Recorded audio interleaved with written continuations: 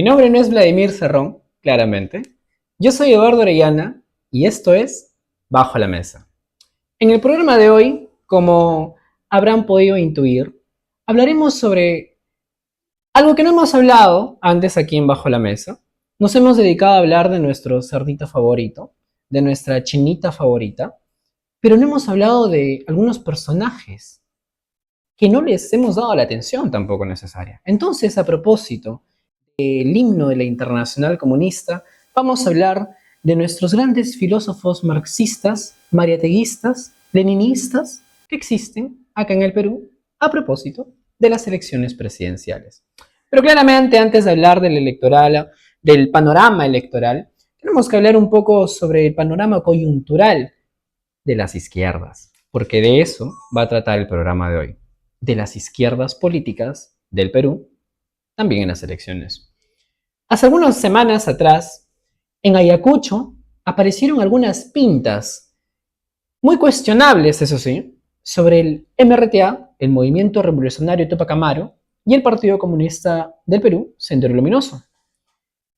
Cabe aclarar que estas pintas tienen un cuestionamiento verídico en realidad, porque no sabemos si verdaderamente fueron hechas por personas vinculadas a estos grupos terroristas.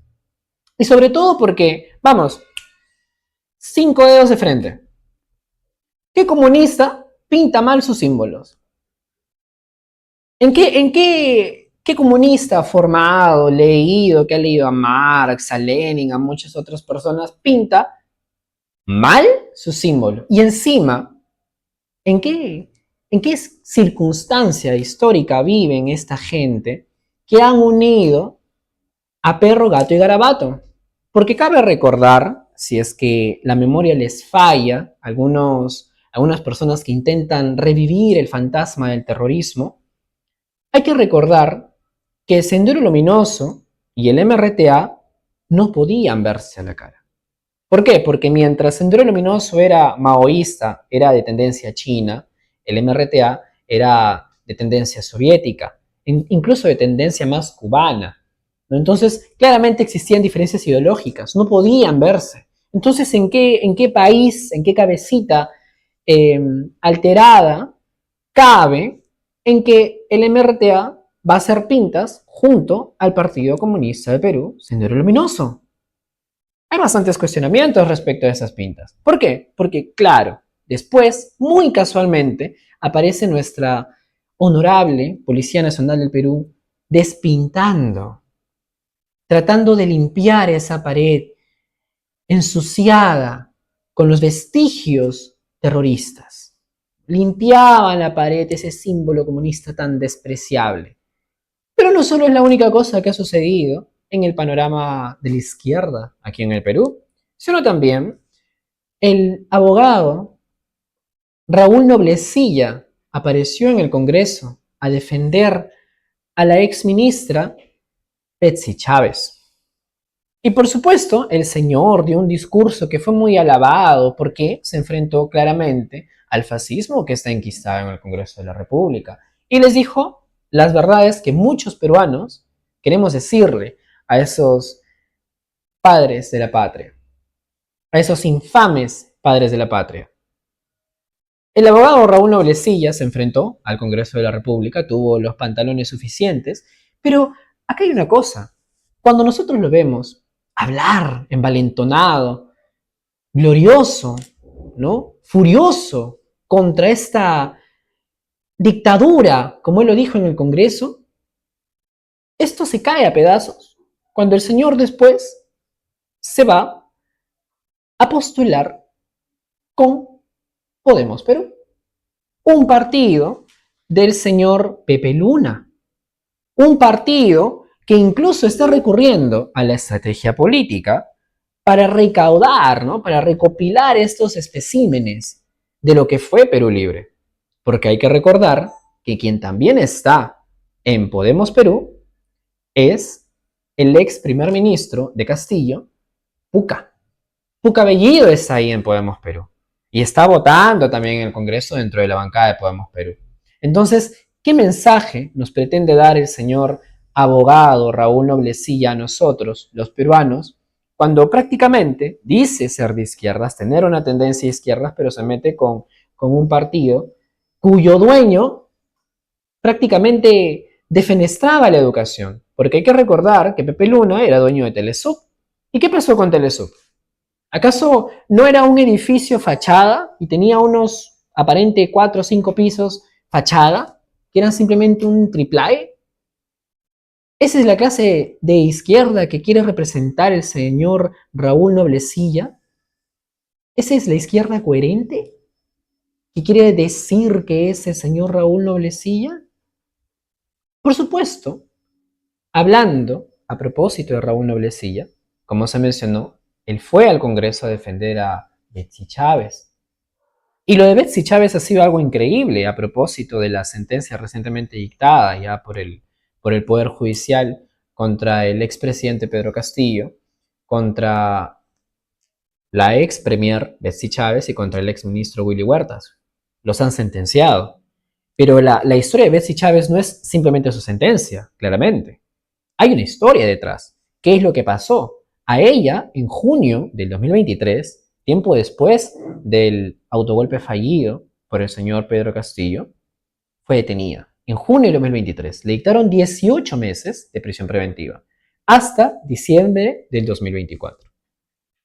Claramente, el juzgado esperó el último día de que venciera la prisión preventiva de la señora Betsy Chávez para ampliarle nuevamente hasta el 2026. ¿Pero qué pasó? Una sentencia del Tribunal Constitucional le anuló la prisión preventiva. Y claramente esto fue una pedida de favores, pues. ¿Por qué? Porque mientras el Tribunal Constitucional ayudaba a Betsy Chávez, también ayudó semanas después o días después a la señora Keiko Fujimori. Entonces fue un, ¿sabes qué? Voy a ayudarte a ti, hijita, para ayudar también a mi amiguita. Eso fue lo que hizo el Tribunal Constitucional. Y claramente la responsabilidad está en el Tribunal Constitucional, porque esa sentencia que dio el Tribunal Constitucional permitió que la señora Betsy Chávez salga de prisión y que se asile en la Embajada de México. Y se asiló y ahora está sentenciada. ¿Qué va a pasar con Betsy Chávez? Bueno, es una gran pregunta. Claramente no es que se pida intervenir a la Embajada de México, porque eso viola todo protocolo. Pero debieron implantar mecanismos suficientes para resguardar la seguridad del Perú, cosa que no se ha hecho. ¿Qué se hará entonces?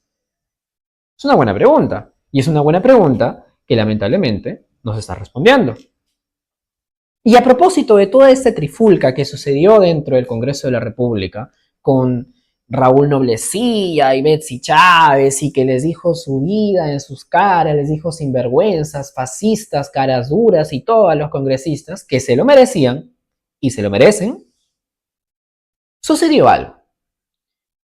Los congresistas de Renovación Popular, ahora la oposición, ojo, ahora parte del bloque democrático, ahora parte ya fuera de ese bloque que estaba integrado, ¿no? Por Fuerza Popular, por APP, por Perú Libre, ya, dijeron no, nosotros respetamos la institucionalidad y queremos que nos respeten como congresistas. Entonces, nosotros, como Renovación Popular, presentamos una moción de censura contra la vicepresidencia del Congreso, que era Waldemar Cerrón.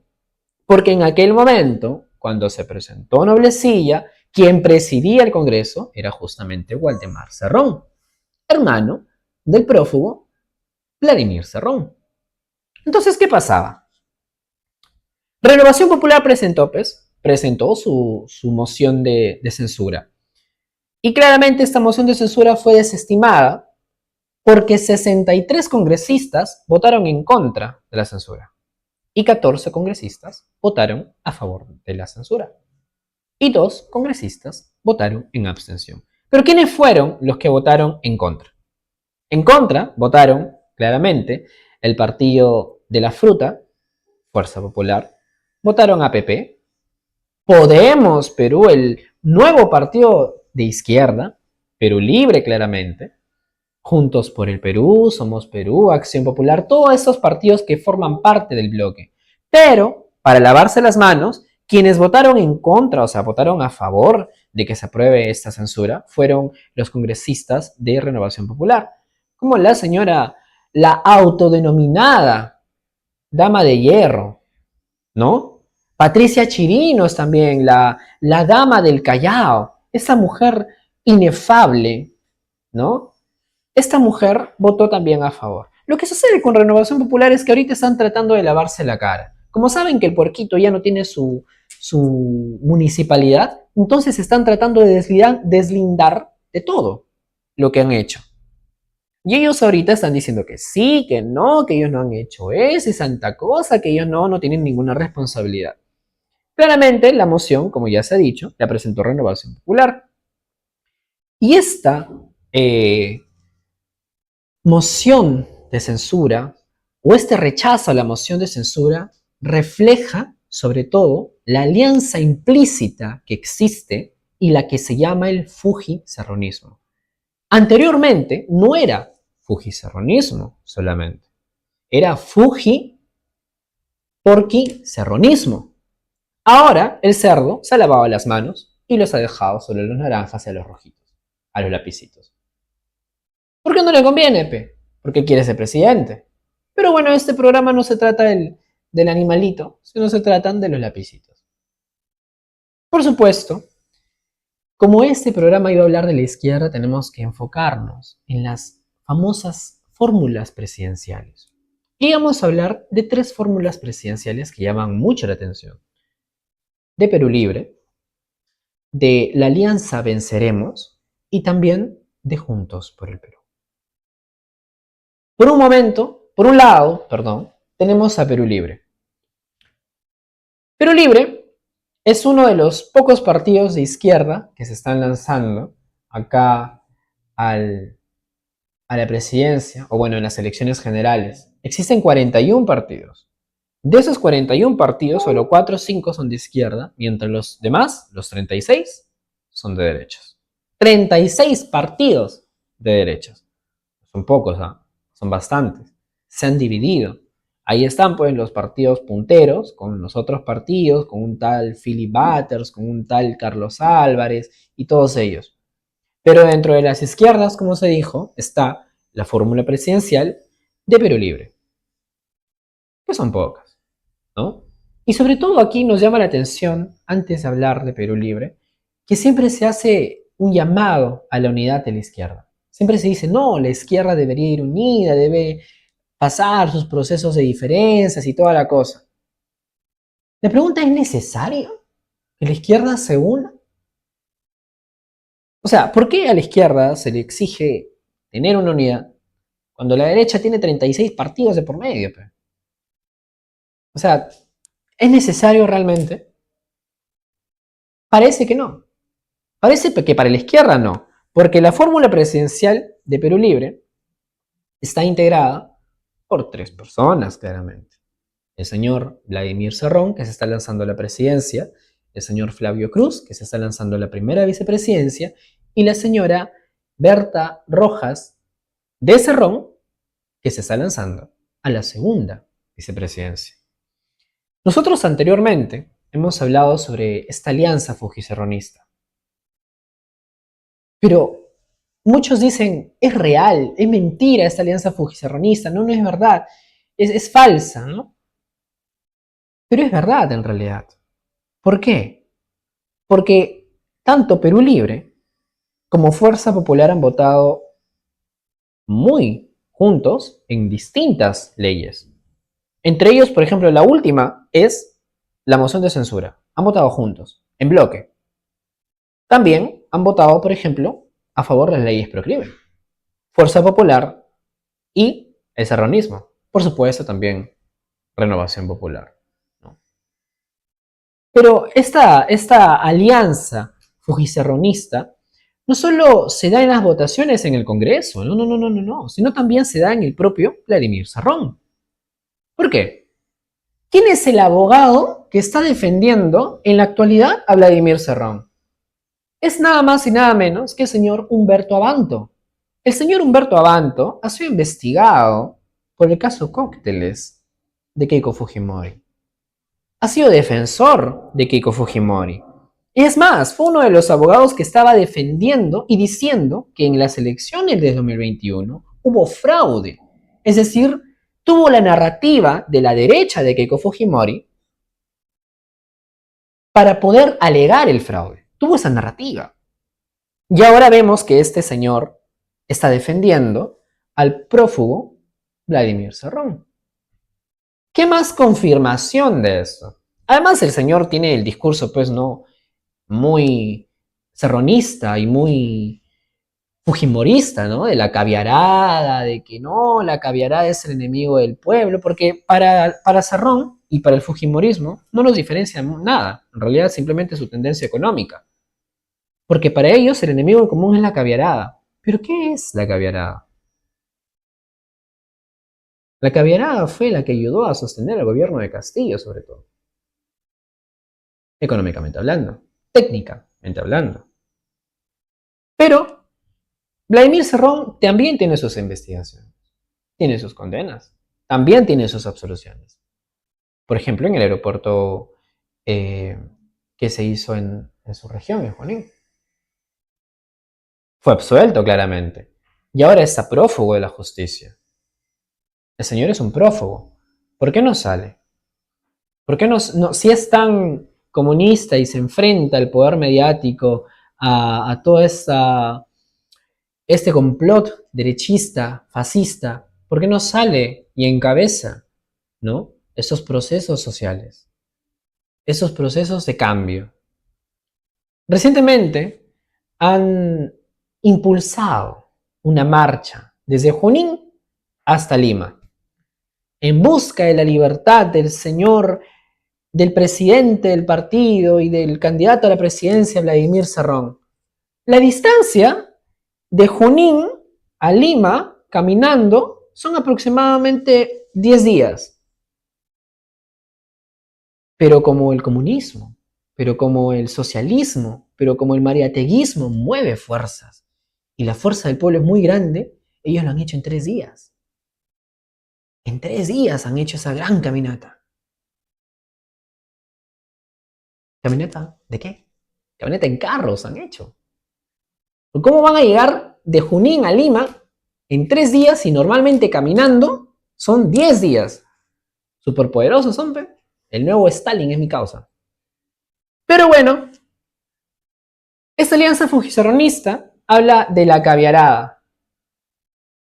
Lenin decía que él prefería unirse al enemigo antes que con los indecisos. Entonces Vladimir Cerrón, en esta concepción un poco distorsionada de la URSS, pretende unirse claramente con el enemigo, que es el que lo quiere ver muerto prácticamente, y que incluso Rafael López Aliaga en una ocasión dijo: muerte a Cerrón, ¿no? Se une con el enemigo antes que con aquellos que pueden serle útiles. Porque para él la caviarada, la centroizquierda, la izquierda limeña son los indecisos, son aquellos que no sirven al proceso revolucionario. Como celarse con el enemigo, como si el poder efímero que tienen en el Congreso fuera real. Y el poder que tienen en el Congreso no es real, señores. No tienen poder, tienen una representación nada más. Pero ese poder no existe. No existe porque cuando ya no sean útiles, van a caer en la cárcel. Van a seguir sus investigaciones en curso. Porque cuando ya no sean útiles, van a seguir siendo marginados. Además de por ser cholos, por ser de izquierdas. Porque puede ser de izquierda limeña, pero si eres de izquierda de regiones, es muy cuestionable por si acaso. Y eso es a lo que se enfrenta, o a lo que se va a enfrentar en julio del 2026 Vladimir Cerrón, porque esa es su realidad. Su realidad no es estar junto al fujimorismo. Su realidad es ser algo mendigo del fujimorismo. Un furgón de cola. El fujimorismo es un tonto útil. Él cree que está utilizando a Fujimori. Pero en realidad, con el poder económico, con el poder mediático, a él lo están utilizando. Pero al parecer sus análisis políticos son más agudos. Esperemos que sean más agudos. Pero hablamos de Vladimir Cerrón lanzándose a la presidencia de la República. Y a la vicepresidencia, a la primera vicepresidencia, se está lanzando el señor Flavio Cruz. Él actualmente es el presidente de la Comisión de Justicia y Derechos Humanos del Congreso de la República. Y por supuesto, el señor sí ha mantenido una posición, pues, digamos, clara, ¿no? Porque ha declarado en contra del archivamiento, por ejemplo, de las denuncias que se hizo contra Dina Boluarte. Él dijo que no era correcto que se archive, porque al final era una burla al pueblo. Pero él también ha declarado y ha deslindado a través de esa declaración con Betsy Chávez, diciendo que Betsy Chávez hizo mal al abandonar al presidente Castillo. Pero no todo es bueno en Perú Libre, claramente. Porque si el líder no es del todo bueno o claro, menos van a ser sus vicepresidentes, ¿no? Y eso pasa con el señor Flavio Cruz. El señor Flavio Cruz votó a favor por 6 de las 8 leyes pro crimen. Él, como persona, como congresista, votó a favor de 6 de las 8 leyes pro crimen. No es cualquier cosa. Él también salió a defender los bonos, las canastas navideñas de 46,000 soles que se les iba a dar a los congresistas o que se les pretende dar a los congresistas. Se le va a decir de que es una forma en cómo los congresistas pueden retribuir este dinero al pueblo. O sea, para él puede darlo, ¿no? Lo da al pueblo. Se lo devuelve, dice. Pero el señor Flavio Cruz también ha tenido una votación reciente muy cuestionable. El señor que pretende reelegirse, o bueno, pretende ser vicepresidente, primer vicepresidente, se está lanzando, ¿no?, en esa fórmula presidencial cuestionable, pero él ha votado a favor de la denuncia constitucional de Delia Espinosa. Él, como Perú Libre, 2 votos a favor de la denuncia constitucional de la ex fiscal de la Nación, Delia Espinosa, de su inhabilitación. Entonces, ¿qué clase de defensa pretende darnos el fujicerronismo? ¿Qué clase de institucionalidad? Claramente ellos no creen en esa institucionalidad, ¿no? Ellos dicen que esa institucionalidad es burguesa, que debiera desaparecer. Entonces, trabajemos con lo que hay. Y ellos no están trabajando con lo que hay, están destruyendo lo poco que queda para hacerse con el poder. Y lo peor es que no están haciéndose ellos con el poder nuevamente. Están que le dejan todo a las mafias de derecha contra las que dicen luchar. Porque el señor que está ahorita como fiscal de la Nación tiene vínculos con los cuellos blancos. ¿Y quién estuvo metido en los cuellos blancos? La señora Fujimori. Porque hay que recordar que el sobrenombre de señor acá no se lo pusieron por las puras, ¿ah? Se lo puso un juez, el señor Inostroza, diciendo la señora acá. Y el señor tiene vínculos con los cuellos blancos. Entonces le está haciendo el favor, está haciendo, de furgón de cola del fujimorismo. Es un tonto útil, nuevamente, es un tonto útil que está votando con el fujimorismo. Está haciéndole el juego al fujimorismo. Y votan con ellos, y votan a favor, por ejemplo, de la inhabilitación de Delia Espinosa. Que quiera que no, nos guste o no, está intentando enfrentarse a las mafias. Y ha hablado claro ella también. Y por último, la segunda vicepresidenta es nada más y nada menos que la señora Berta Rojas de Cerrón, es decir, la madre de Cerrón. Ahora, todo se explica justamente con ella como personaje. ¿Por qué el señor Flavio Cruz votó a favor de la inhabilitación de Delia Espinosa? La respuesta es clara. En septiembre del 2024, Delia Espinosa fue elegida fiscal de la Nación. ¿Sí? Entonces, como ella fue elegida En septiembre, el mismo septiembre, a la madre de Cerrón le allanan su propiedad. Y sale Cerrón a tuitear, a decir, han allanado la casa de mi señora madre en Huancayo, ¿no? Y esta es la labor de persecución política que impulsa la nueva fiscal de la nación. Entonces hay una rencilla ahí, hay una pelea. Claramente no la quieren porque la señora va a seguir haciendo las investigaciones correspondientes. Porque la señora va a seguir no persiguiendo políticamente, sino persiguiendo a los corruptos, a las ratas, a las mafias. Y claramente, todo viene por órdenes de la cabeza. Y ellos están diciendo, no, no me conviene que ella esté acá. Por eso votan a favor de la inhabilitación. No es gratis esto. No es gratis. Por eso lo hacen, pues. Entonces, ahí tenemos, por lo pronto, la fórmula presidencial del Perú Libre, que son joyitas, por si acaso. Después viene la otra fórmula, una fórmula que veíamos con buenos ojos probablemente, ¿no? Una fórmula que pasó y que dio un revés muy curioso, que es la fórmula presidencial de Venceremos, cuya candidatura presidencial recae en Ronald Atencio, el abogado de Guillermo Bermejo. Desde la prensa se ha criticado mucho a esta fórmula, mucho más que a Cerrón, mucho más que a Juntos por el Perú. Porque dijeron, ¿cómo va a ser posible que el partido de Verónica se una con un terrorista, con un subversivo, como lo es Bermejo? Le cayeron críticas a full. Y ahora mucho más que el abogado de Bermejo, Ronald Atencio, es el candidato presidencial. Pero antes de llegar a ese punto, vamos a ver cómo sucedió, qué sucedió. Bueno, pues, dentro del partido, dentro de la alianza, perdón, de Nuevo Perú, con Voces del Pueblo, siguieron las elecciones internas por delegados.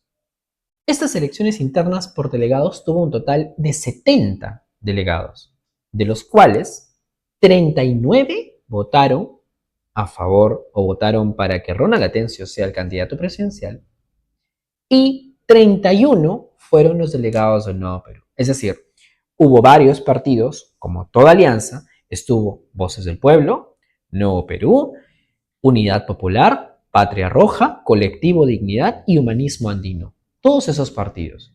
Solo Nuevo Perú votó por Nuevo Perú. 31.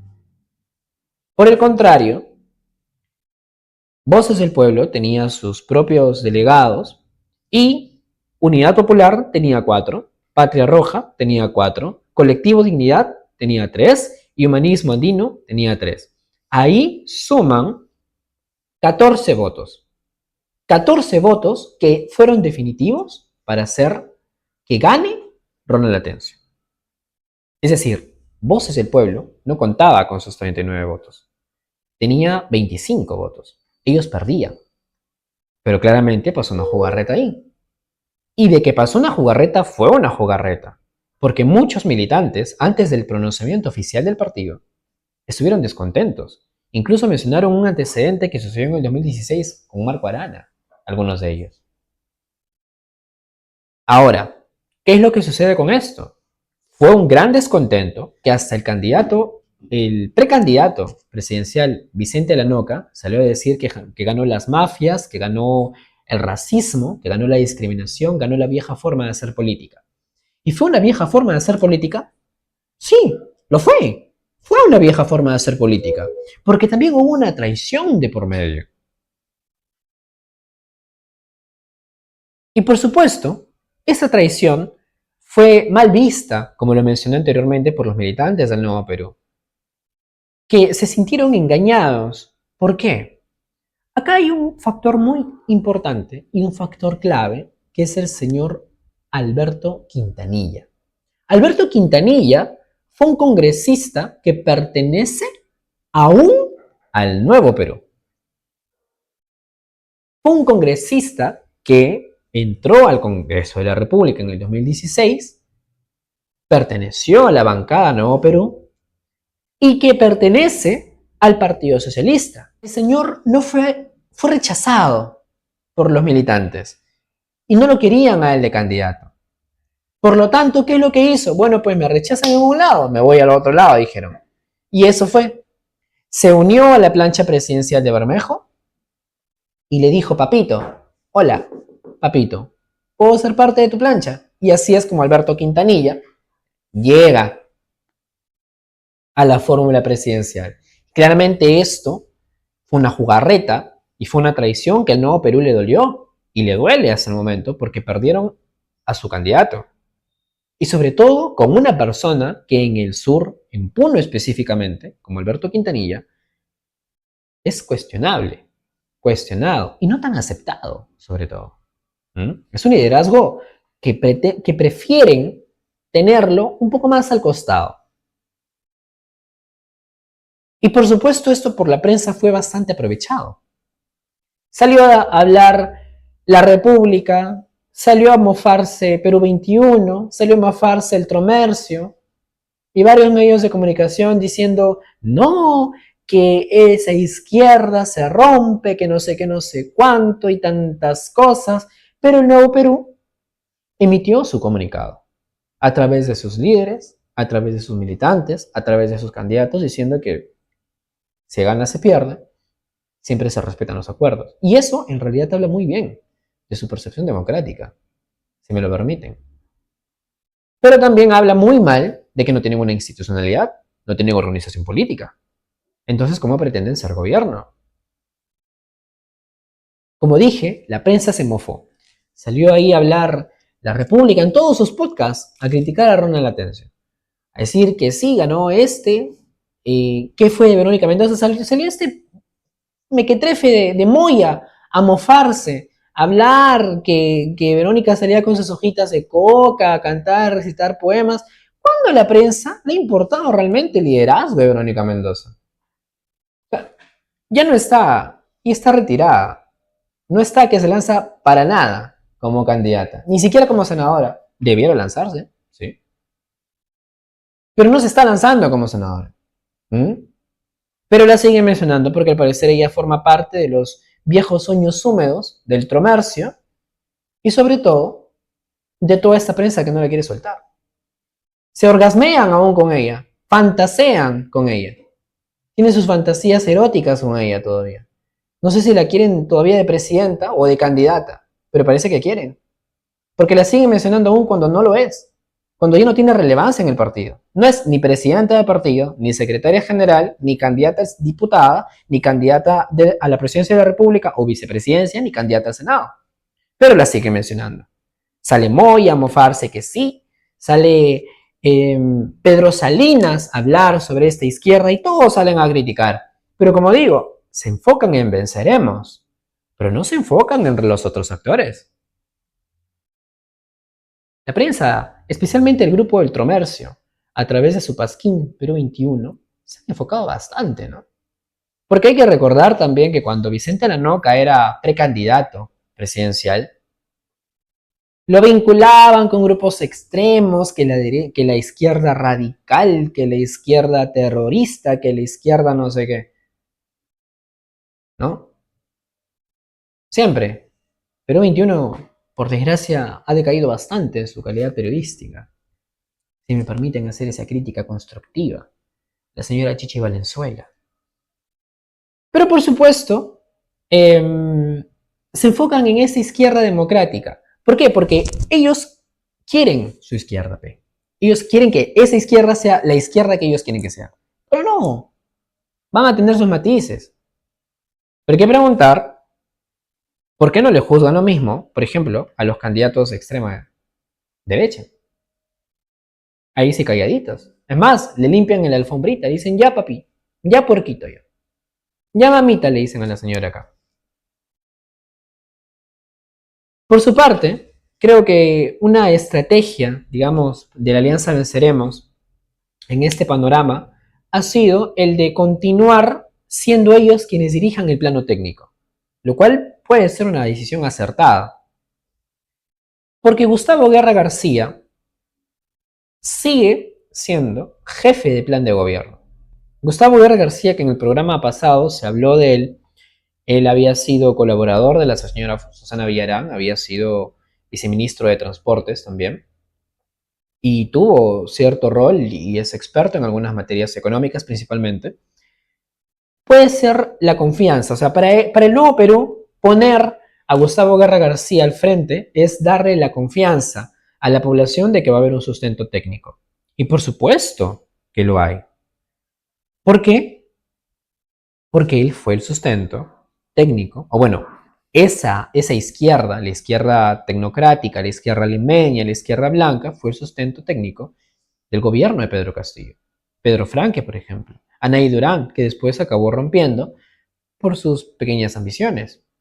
Pero acá nos lleva a hacer una pregunta, porque existe un patrón muy curioso. La fórmula presidencial de Perú Libre tiene como candidato a Flavio Cruz. Flavio Cruz es de Puno. La fórmula presidencial de Venceremos lleva como candidata a Alberto Quintanilla. Y Alberto Quintanilla es de Puno. Y la fórmula presidencial de la que hablaremos a continuación también lleva como candidata a una mujer de Puno. Entonces aquí la gran pregunta es, ¿qué pasará con el sur? Ya no tienen un candidato presidencial de Puno, que era la Noca. Se quedaron sin la Noca, que por cierto estaba siendo bastante bien percibido en el sur y estaba recibiendo la aceptación necesaria ahí en el sur, ahí en Puno. Y estratégicamente creo que los partidos buscaban pues tener cierto arraigo de votaciones, ¿no? Pero ¿qué pasa ahora? Se quedaron sin candidato. La respuesta puede ser un poco dura, probablemente. Pero acá entra a tallar el otro partido, que es Juntos por el Perú. Juntos por el Perú tiene su fórmula presidencial y lleva en esa fórmula presidencial a Roberto Sánchez y a la señora Brígida Curo. Brígida Curo ha sido subsecretaria de la Federación Departamental de Campesinos de Puno. Pero también lleva otros candidatos, ¿no? Accesitarios. Por ejemplo, al señor Ernesto Zunini, candidato a diputado por Lambayeque. Pero también lleva al excongresista Humberto Morales. Al parecer, Juntos por el Perú ha tratado de unir un poco a las izquierdas y ha confluido mucho mejor que Perú Libre, que postula solo, y que el Nuevo Perú, que postula pues con partiditos pequeños, ¿no? No son partidos de verdad, son grupo de gente, grupo de amigos. Patria Roja, por ejemplo. ¿Qué ha aportado Patria Roja? Aparte de dominar la rama magisterial. Aparte de hacerse con millones y no apoyar nada a la revolución. Que ellos indican.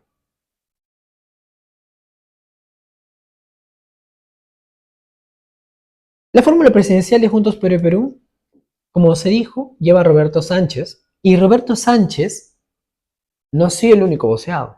También ha sido proclamado el señor Pedro Castillo, el expresidente Pedro Castillo, y la señora exministra Betsy Chávez.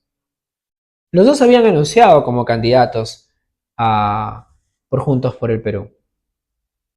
¿Pero qué pasó? Sucedió el tema de las inhabilitaciones por parte de la Comisión de Acusaciones Constitucionales y también la condena de 11 años hacia Pedro Castillo y Betsy Chávez. Pero acá pasa algo.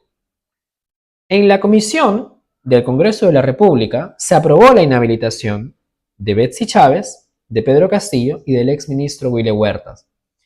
Pero curiosamente, no se aprobó la inhabilitación de Roberto Sánchez. ¿Por qué? Porque una resolución suprema indicaba que él no tenía ninguna responsabilidad en el caso del cierre o del autogolpe que intentó dar el señor expresidente Pedro Castillo. Por supuesto, ellos han buscado una fórmula de mantener un arraigo, de mantener un arrastre. Y esto ha sido a través de la figura del expresidente Pedro Castillo. Porque podemos estar muy en contra de Pedro Castillo, pero el expresidente aún continúa teniendo un arraigo electoral. Tiene un arrastre, tiene identidad. Ha generado empatía en la gente.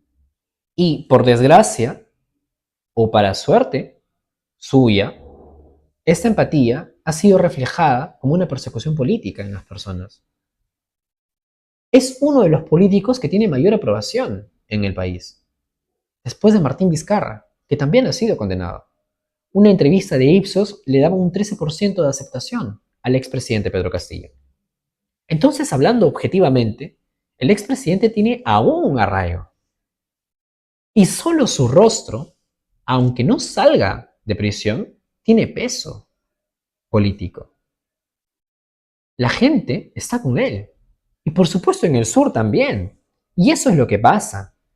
Con la salida de Aranoca, con los liderazgos blandengues de Vladimir Cerrón, de Flavio Cruz, no sabe quién es, y con una líder campesina o que ha sido subsecretaria de los campesinos de Puno, por lo tanto, tiene un trabajo orgánico, tiene un trabajo político y sumado a la fuerza de Pedro Castillo, al parecer Juntos por el Perú va a tener un mayor pegue en el sur. Y eso es lo que la derecha busca. La derecha también busca los votos del sur. ¿Pero de gratis? No.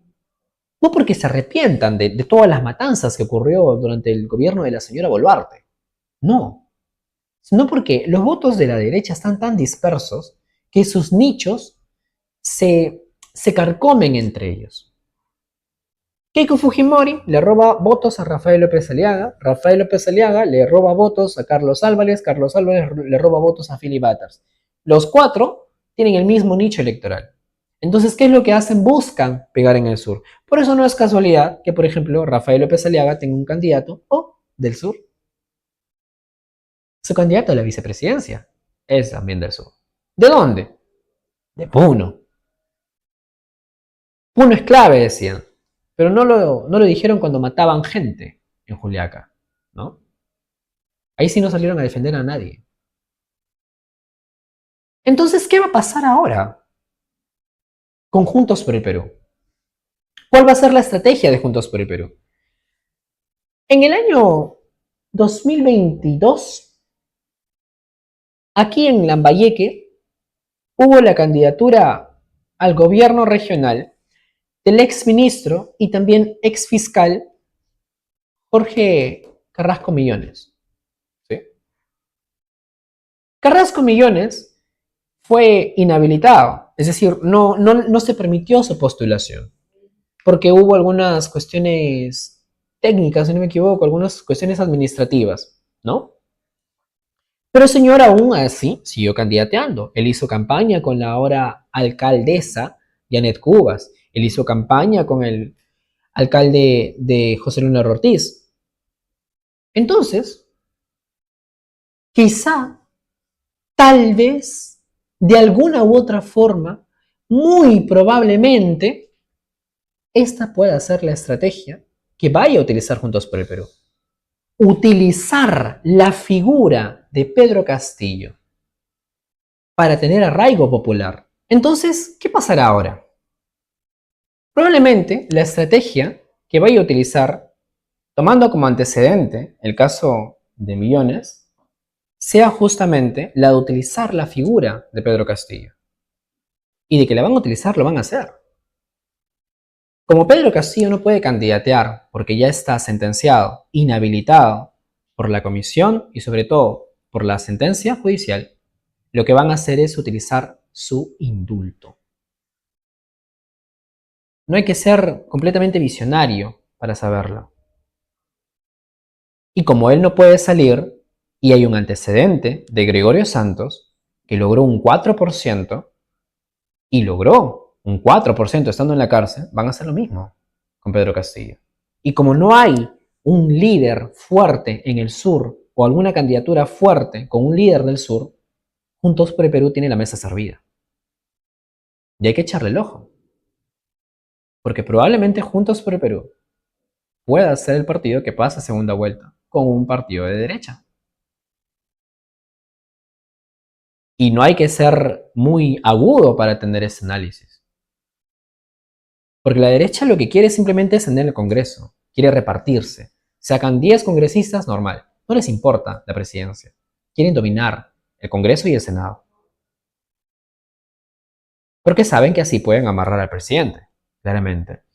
Entonces, nuevamente, ¿qué partido tiene posibilidades? Ya lo hemos dicho, es Juntos por el Perú. Y sobre todo de la forma en cómo se puede desarrollar la campaña, para las izquierdas en este caso, como trata de ese programa. Perú Libre es un partido descartado, y es un partido al que la prensa debiera darle mucho más ojo por, por todas las irregularidades y sobre todo por todos los movimientos políticos que han hecho. El voto a favor de la inhabilitación de Del Espinosa, que responde a un capricho de Vladimir Cerrón, porque la propiedad de su madre fue allanada por la justicia, eso debiera ser alarmante, por ejemplo. En lugar de enfocarse, ¿no?, en una candidata que ya no es candidata, que ya no existe en el panorama político. Como déjala, ya está muerta. ¿Para qué la quieres revivir? Nuevamente. Está sembrando ahí sus papitas en su chakra de Cusco. ¿Por qué la quieren revivir nuevamente? ¿Por qué la quieren sacar ya?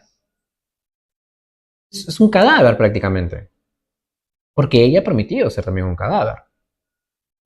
Entonces, nos lleva a hacernos una pregunta de cuál es la capacidad de cohesión en un eventual gobierno de las izquierdas. Si la izquierda llega a ser gobierno, ¿cómo se conduciría el país?